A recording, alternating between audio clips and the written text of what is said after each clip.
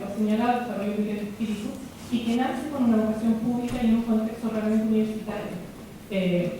Pero llevamos ya un tiempo con un estatuto generado en la época de la dictadura, y yo creo que ha permitido que ciertos poderes fácticos sí dominen parte de nuestra universidad, de nuestra academia. Y creo que tenemos cosas como falta de transparencia, por ejemplo, pudiendo adquirir libremente una ley de transparencia. Tenemos falta de participación de estudiantes y de funcionarios no académicos en la elección de sus representantes. Y tenemos otra serie de factores que creo que no permiten que esta sea un espacio para la reflexión social libre de poderes fácticos. Yo no sé si puedes referirte a esto en específico o en general al tránsito, al camino que van a hacer las universidades para ser más públicas o más universitarias.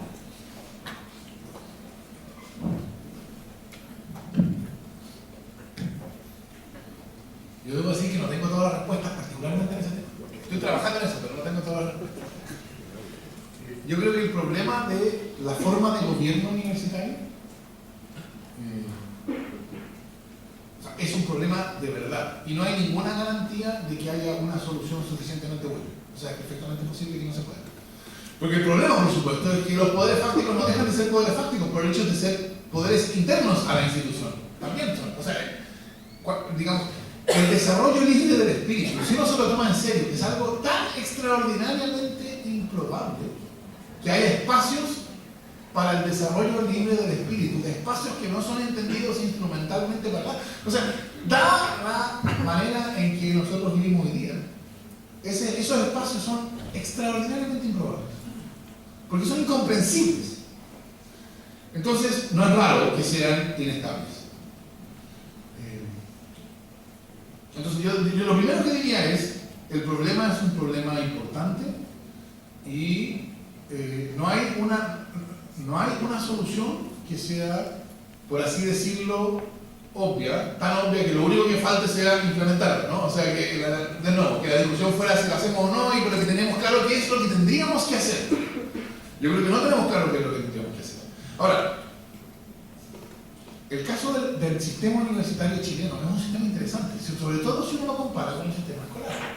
Porque el sistema escolar fue completa, total y radicalmente mercantilizado, ¿no? Es decir, lo que había antes desapareció, fue completamente arrasado. Arrasado no físicamente, no es que sacaran piedra sobre piedra, arrasado en el sentido de que no tiene consecuencias para lo que vive. Pero el sistema universitario no fue así.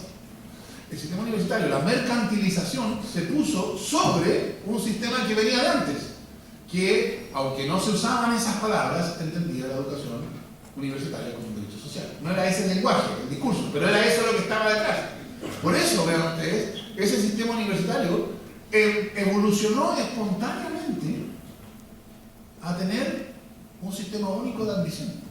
Es decir, tener un sistema único de admisión en el sistema escolar sería un golpe de Estado, ¿no? En el sistema universitario, el sistema evolucionó espontáneamente para eso, porque originalmente era un proceso de admisión de la Universidad de Chile, ¿no? Pero espontáneamente fue produciéndolo, de modo que cuando llegó la mercantilización, eso continuó, y continúa.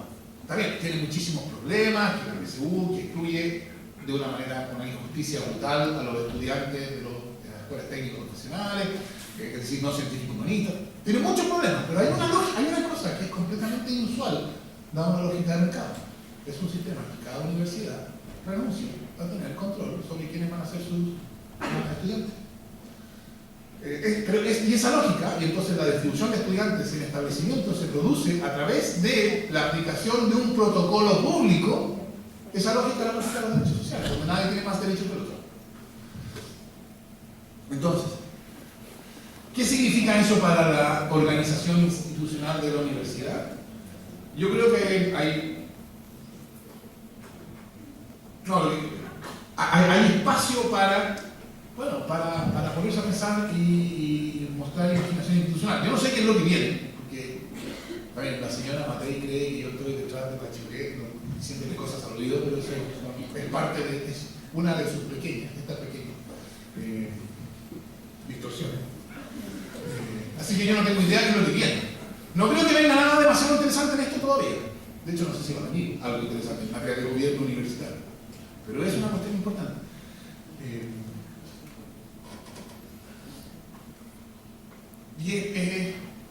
Y por eso yo creo que instituciones como estas son doblemente importantes, porque instituciones como estas son, bueno,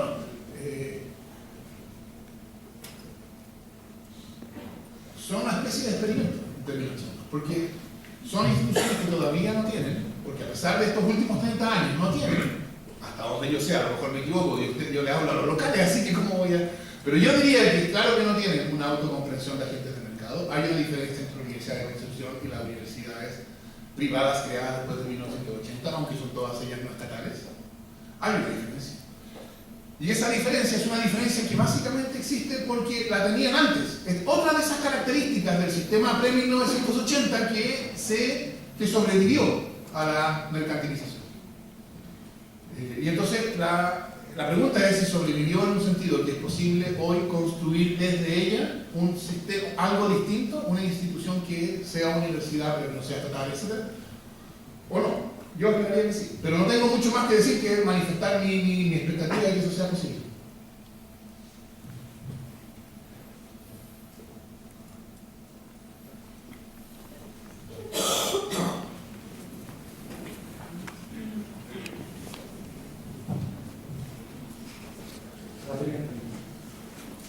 Buenos días.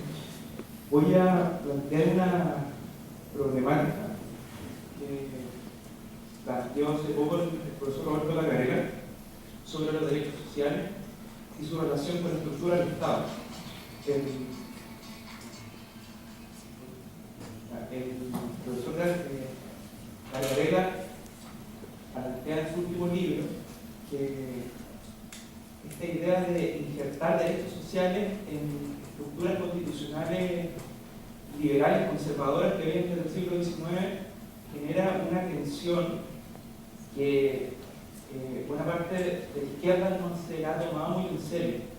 Y es que, por un lado, se incluye un catálogo de derechos, pero por otro lado se mantiene una estructura del poder conservador. Y el profesor Gargarella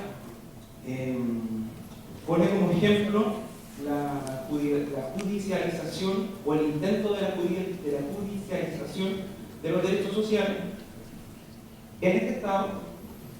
Y finalmente le quería plantear,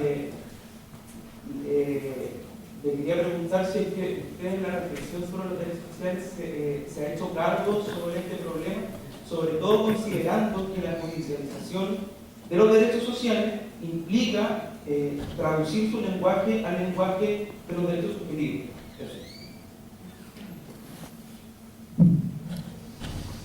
Eso último que usted dijo podría citarlo con página de un artículo mío del 2004. Digo que yo estoy de acuerdo con eso, o sea, eso es un problema. Ahora, la introducción de derechos sociales, yo sería un poco menos pesimista de lo que ustedes, porque yo no vería en esa tensión algo puramente pesimista. Porque, digamos, a lo mejor lo interpreto mal, pero lo que yo entendí de su pregunta era, al introducir derechos sociales como injertos en sistemas jurídicos de lo que antes se llamaba, y me disculparán el anacronismo, porque esto parece como que desapareció, ¿no? Antes se llamaba derecho burgués, ¿no? Entonces, al introducir derechos sociales en el contexto del derecho burgués, lo que yo entendí de su pregunta era que el derecho burgués se va a hacer cargo de los derechos sociales y los va a normalizar. Los va a transformar en derechos subjetivos, en derechos que no pongan en cuestión nada fundamental. Yo diría, bueno, eso es lo que ha de ocurrir si la idea de derechos sociales es derrotada. ¿Qué pasa si la idea de derechos sociales triunfa? Bueno, la idea de derechos sociales va a permitir reinterpretar el derecho burgués para que deje de ser derecho burgués, para que pase a entenderse de otra manera. Y claro, si uno ve esto como dos extremos de dos posibilidades, y no como todo o nada, ganar o perder, yo creo que uno puede eliminar lo que ha ocurrido después de 60 años de introducción de los derechos sociales, en algunos derechos burgueses. Y bueno, en algunos de esos casos la derrota ha sido completa, en otros ha sido algo más parecido a una victoria porque se han modificado las categorías del derecho burgués, etc. Lo que yo diría, por último, respecto del tema de la judicialización. Bueno, que yo creo que es una marca de la derrota de la idea de derecho social. Porque cuando uno piensa sobre... Y yo creo que este es uno de los casos en que los sociólogos tienen todo el derecho de mirar con cierto desprecio a la abogada, es decir, que no se dan cuenta de lo que están hablando. Los abogados creen que saben de lo que están hablando, pero no están. Derechos sociales no es un tema para los abogados, no solo para los abogados, es un tema para los sociólogos, porque tiene que ver con relaciones de clase. O algo parecido a eso, porque ya no se usan esas palabras. Entonces, ¿por qué la judicialización es la marca de la derrota de los derechos sociales? La derrota es que la ciudadanía que está detrás de los derechos sociales. Porque si uno piensa en el derecho a la educación, hay dos maneras de entenderlo. Todo esto hay dos maneras de entenderlo. Una le corresponde al paradigma neoliberal y otra le corresponde al paradigma de los derechos sociales. En el paradigma neoliberal, el derecho a la educación es el derecho a que el Estado subsidie una educación mínima, que permite, y ojalá lo haga a través de un subsidio a la demanda, que le permita al subsidiado concurrir al mercado, y de ahí para adelante todo será igual que si no hubiera intervención estatal, ¿no? Nótese, en ese caso, el derecho a la educación, el derecho a esta educación mínima subsidiada por el Estado, no tiene ninguna pretensión de igualdad, porque de lo que se trata es que el sujeto vaya al mercado y de ahí para adelante que haga todo lo que pueda. Entonces unos comprarán 5 más, otros comprarán 10 más, otros comprarán 1000 más, otros comprarán 400 más, y eso no es problemático. Entonces la lógica neoliberal de lo que se trata es proveer un mínimo. Ese mínimo, por supuesto que puede ser judicialmente protegido. Es decir, el que no recibe ese mínimo al cual tiene derecho, que vaya a un juez y el juez ordenará que se le dé ese mínimo. Pero si lo que uno está diciendo cuando dice que la educación es un derecho, es que hay que remover al sistema educacional del mercado y ponerlo en la esfera de la ciudadanía. O sea, diría yo, educación pública, gratuita y de calidad. ¿Cómo? Si ese es el contenido del derecho a la educación, bueno, ¿cómo uno lleva esa alegación ante un juez? ¿Qué es lo que le pido al juez? Señor juez, ordene que la educación deje de estar en el mercado y que esté en la esfera de la ciudadanía. Dadas las características institucionales del proceso judicial, esta segunda dimensión es una dimensión que es radicalmente inconocible por el juez. Entonces, la manera de protección redefine lo protegido. Eso es lo interesante. Entonces, si lo que decimos es la dimensión, o una de las dimensiones más importantes de los derechos sociales, que sean judicialmente protegibles, que es lo que la doctrina jurídica progre ha estado diciendo en los últimos 30 años, lo que estaremos diciendo es el contenido de los derechos sociales es el contenido que puede ser judicialmente protegido. Y eso quiere decir derecho mínimo. Yo creo que la idea, y termino con esto, yo creo que la idea de que los derechos sociales son principalmente accionables, o sea que la lucha importante acerca de los derechos sociales es que sean más accionables de lo que eran antes. Accionables quiere decir que los protegibles a través de acciones judiciales, es el equivalente en la academia jurídica del neoliberalismo con rostro humano de los 20 años de la Concertación. Esos 20 años, producto de la hegemonía neoliberal, la Concertación no pudo sino, o no hizo sino, administrar el modelo heredado de los Chicago Boys, dándole rostro humano, haciéndolo un poco menos brutal. El correlato de eso es una academia jurídica que tiene autocomprensión de progre, pero de progresista, de izquierda, pero cuya preocupación central es hacer accionables los derechos sociales, con lo cual están entregando el contenido ciudadano de los derechos sociales, ya no es sobre descomodificación, ahora es sobre mínimos, y tratando de elevar los mínimos. O sea, son el equivalente académico del neoliberalismo con rostro humano. ¿Alguna otra pregunta?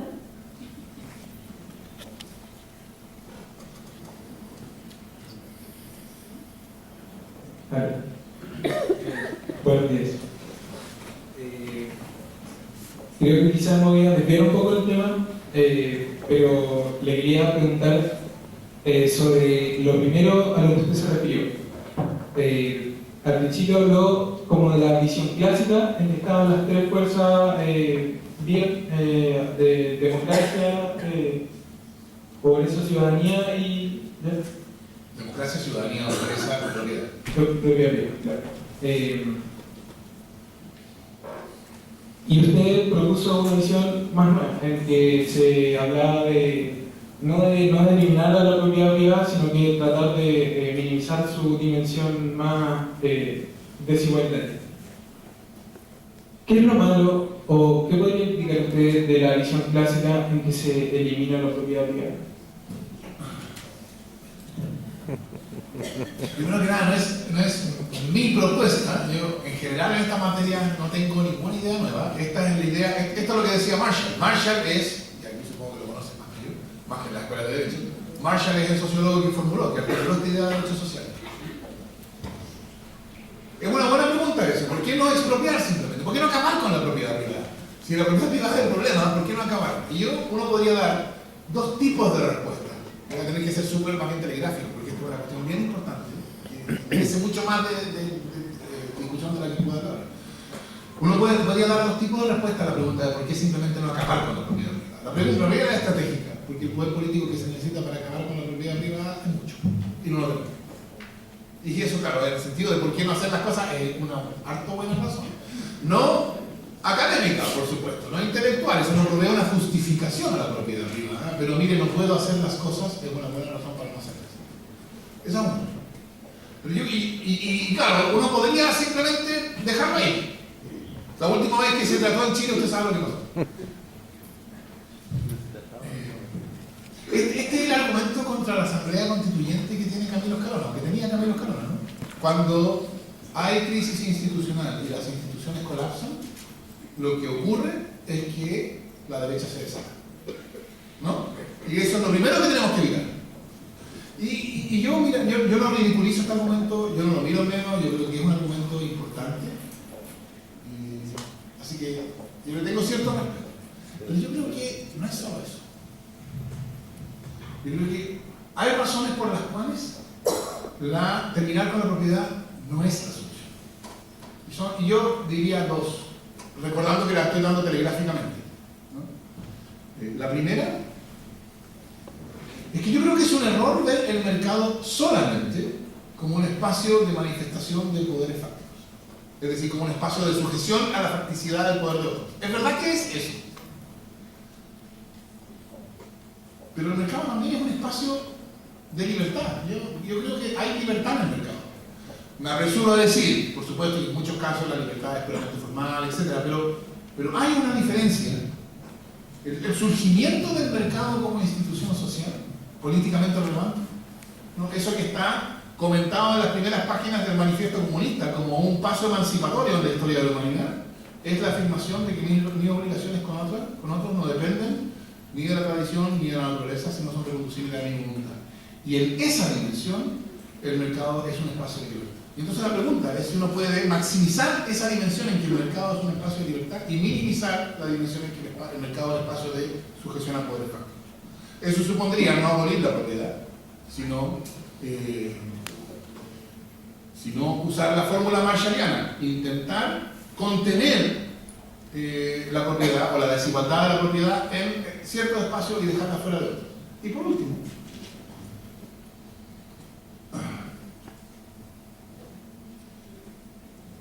yo creo que lo político tiene historia. Y que lo político tiene historia quiere decir que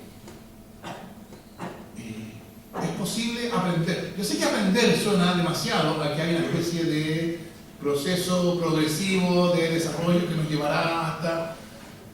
No quiero que suene esto de ninguna manera así como una gran teoría sobre leyes del hierro de la historia, ni nada parecido. Lo único que quiero decir, en mi observación más humilde de abogado, de que en 1888 se eliminó el sufragio censitario. Hasta 1888 se necesitaba ser dueño de la propiedad para votar. Y entonces se introdujo lo que se llamó sufragio universal. Me perdonará algo así como la mitad de la audiencia de esta conferencia, porque eso que se llamaba sufragio universal era sufragio de hombres. Si alguien hubiera propuesto en 1888 que sufragio universal era sufragio que incluía a las mujeres, de modo que me perdonan la mitad de la audiencia de esta conferencia, lo probablemente es que todavía tendríamos sufragio censitario. Era necesario pasar, creo yo, era necesario pasar por el sufragio universal masculino para llegar al sufragio universal femenino, que llegó en 1949, harto después. Y era necesario pasar por el sufragio, y después del sufragio universal femenino se llegó en 1971, y diría, solo desde entonces en rigor hay sufragio universal en Chile, porque en 1971 se llegó al sufragio de analfabetos. O sea, el analfabeto en esa época, hasta 1961, no estamos hablando de un 0,3% de la población, evidentemente, ¿no? Entonces, ¿qué muestra él? Muestra que una de las razones por las cuales el sufragio universal se pudo expandir es porque esa expansión fue progresiva. ¿Por qué? Porque un momento nos enseña algo acerca del siguiente.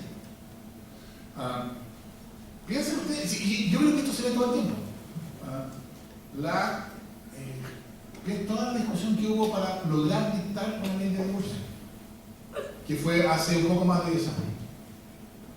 ¿Quién se acuerda de por qué había oposición? ¿Dónde están los que se oponían? Estoy seguro que alguna universidad precordillerana estarán encerrados en alguna oficina escribiendo su iniciativa, pero ¿dónde están? ¿Qué relevancia política tiene? La oposición a la ley de divorcio desapareció completamente una vez dictada la ley de divorcio. La oposición, ¿dónde están los que decían que era fundamental mantener la distinción entre hijos legítimos y ilegítimos, que se acabó hace poco más de 15 años? ¿Dónde están? Nótese, no estoy diciendo solamente logramos, dictamos la ley. Estoy diciendo, la ley acabó a pocos días, poco después de su dictación, hizo desaparecer entera y totalmente la oposición que hubo a esa ley. Que hizo la distinción entre hijo legítimo y ilegítimo había durado en Chile por aproximadamente 150 años. Una vez dictada la ley. Sí, claro, de repente aparecen algunas cartas al Mercurio de algunos profesores de Derecho Natural de la Universidad Católica que dicen que está bien, pero se acabó, desapareció. Entonces, eso supone que pretender llegar desde el momento de donde estamos al final en un paso es normalmente la mejor receta para el fracaso. Y eso supondría, esto es lo que yo llamo pedagogía electa. Esto supone que lo político es un proceso. Y que entonces, a lo mejor al final de este proceso, yo no creo por la razón anterior, pero no lo puedo negar. A lo mejor al final de este proceso está la abolición de la propiedad, pero no está ahora.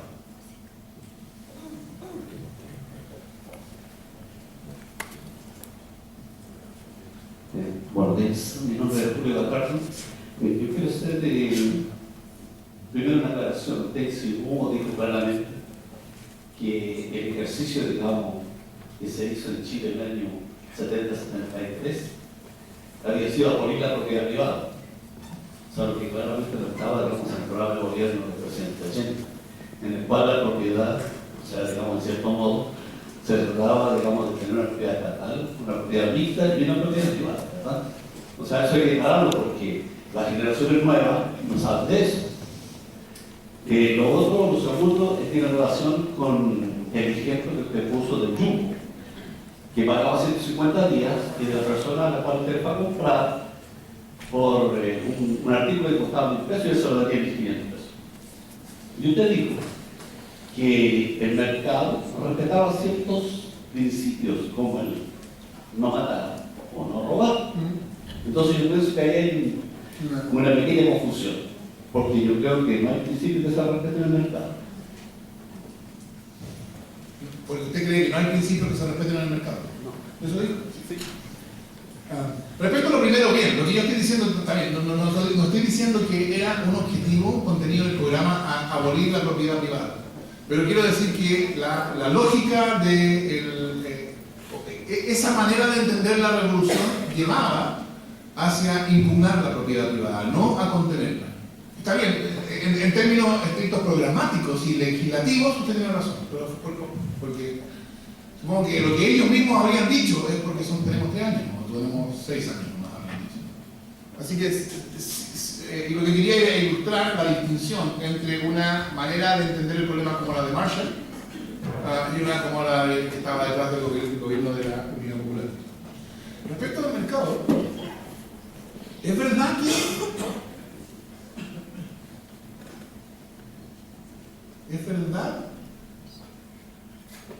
que el mercado no tiene principios, en el sentido de que no puede producirlos.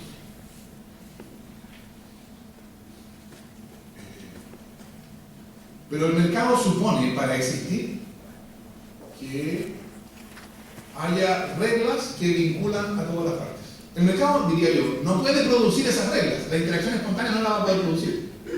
Porque siempre va a estar expuesta a lo que los expertos en teoría de juegos llaman el dilema del prisionero, ¿no? Si yo no sigo esas reglas, gano. Pero las necesita. Porque si no hay regla contra que prohíba matar o robar, bueno, simplemente no hay mercado porque hay guerra. Entonces, eso es lo que yo quería decir, ¿no? Y claro, cuando uno puede dar por Estado, que hay un Estado con una ley, lo que uno espera de la ley es que fije condiciones que limiten la acción autointeresada de los agentes del mercado. Es decir, cuando fue lo que dijo el señor Polman, que lo dijo a propósito de una estrategia o algo que estaba, una campaña del Ministerio de Economía para que los grandes proveedores, para que las grandes cadenas de retail, que les llaman, pagaran al día o a pocos días.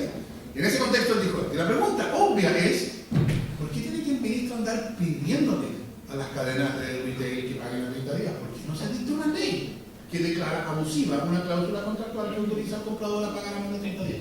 Porque si se dictara una ley, entonces el pequeño proveedor tendría derecho a exigir el pago a 30 días.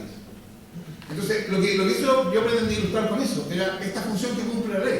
La ley cumple la función de excluir estrategias de acción que para el individuo autointeresado en principio están disponibles. Si la ley lo permite, porque no le voy a celebrar un contrato diciéndole que le pago 150 días, sobre todo si él se ve forzado a celebrar ese contrato. Esa función de la ley es una función, por así decirlo, de cerco, ¿no? Hay ciertas conductas cuya generalización pondría en riesgo al Estado. Por lo tanto, el que amenaza con una pistola, bueno, comete un ilícito y además celebra un contrato que puede ser anulado. Entonces no le sirve a nada. Lo mismo al que mata, etc. Y la pregunta, en esta lógica, será, bueno, ¿cuáles son esas condiciones que la ley tiene que excluir? Dentro de esas condiciones, cuando uno fija el perímetro establecido por todas esas prohibiciones, no robar, no matar, no celebrar cláusulas abusivas, supongamos, etc., dentro de esa, ¿cuál va a ser el principio de acción? Cada uno hace todo lo que puede para perseguir sus fines. Y claro, entre otras cosas de lo que cada uno tratará fácticamente de hacer, es salirse con la suya e infringir la regla. Y por eso es necesario que haya alguien que pueda hacer cumplir la regla, y cuando no hay nadie que pueda hacer cumplir la regla, esas reglas son erosionadas por el funcionamiento normal del mercado, etc. A continuación,